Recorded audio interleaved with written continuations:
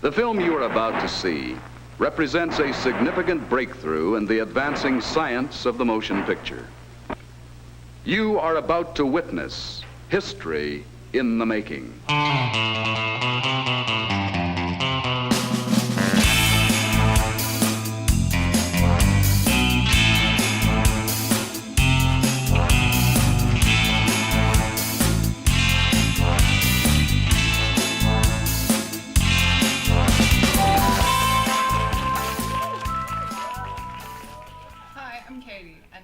Introducing a very special guest, the author of the Chasing the Valley series, and Skye Melki-Wegner.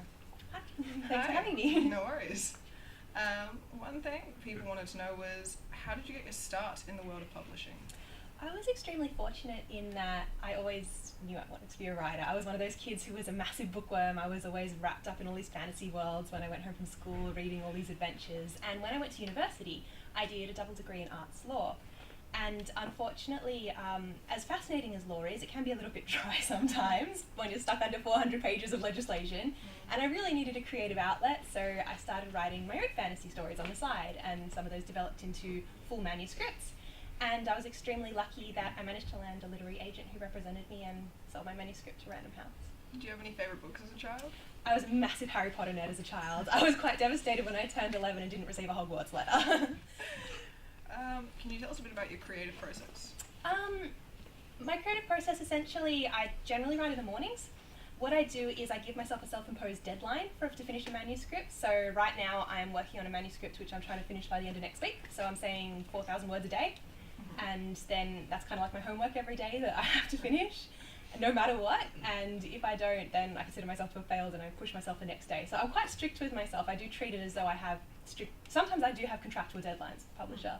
But if I'm just writing for the fun of it as well, I find that the best way to beat writer's block is to just sit down in the chair and get some words down no matter what. Sounds pretty intense. Well, I guess that, it was my passion and it was what I wanted to do, so I wanted to treat it like a proper job. Did you know it was going to be a 3-book series when you started? When the publisher took on the first one, I'd only written the first one and they wanted 3, so I wrote those ones, and then I was fortunate they more recently took on this one, which comes out next week as well. Can you give us a brief overview of the book?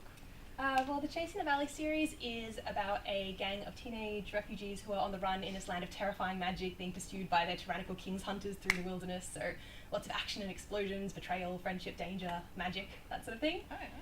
And this one, which comes out next week, is set in a fantasy world where magic is actually powered by music, so musicians can sort of play a tune into the air and create sorcery and lots of dangerous magical effects and some parallel worlds and things. So that sounds very cool. So I had a lot of fun sort of creating those worlds and writing them.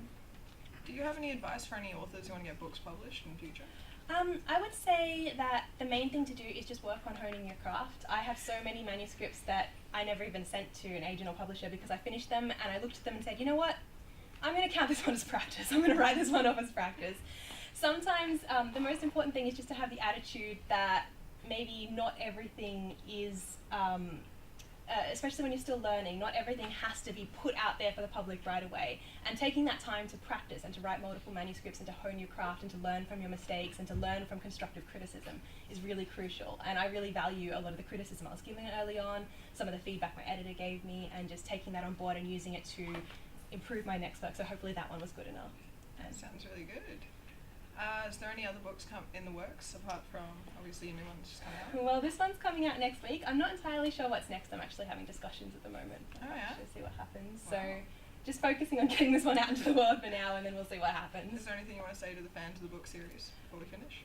Oh, just thank you to all my readers. I really appreciate your support, and it means a lot to me if people get some enjoyment out of them, because I was a reader myself growing up, and I still am, and I know how important that is to have that source of escapism and fun. So. Alright. Now, The Hush was released through Random House. Do you have a brief overview of it for your new readers? Book? Yeah. So essentially it is a secondary world fantasy, so it's set in an entirely fictional fantasy world, and in this world magic is powered by music. So musicians go to a place called the Conservatorium if they're rich enough to learn how to sculpt sorcery and magic out of the world. But if you aren't rich enough to attend the Conservatorium, as my protagonist is not, then playing magical music is highly illegal. So my protagonist Chester starts the book at risk, about to get executed, unfortunately, for illegally connecting to the song. which underpins the world, and his adventures begin from there. Did you work with the artist at all to do the cover? I was very fortunate in that Random House hired a fantastic cover artist named Sebastian. I think he's an Australian too, and he produced this lovely painting of my protagonist Chester. Well, thank you, Skye, for coming on the show. Thank you very much for having me, Katie.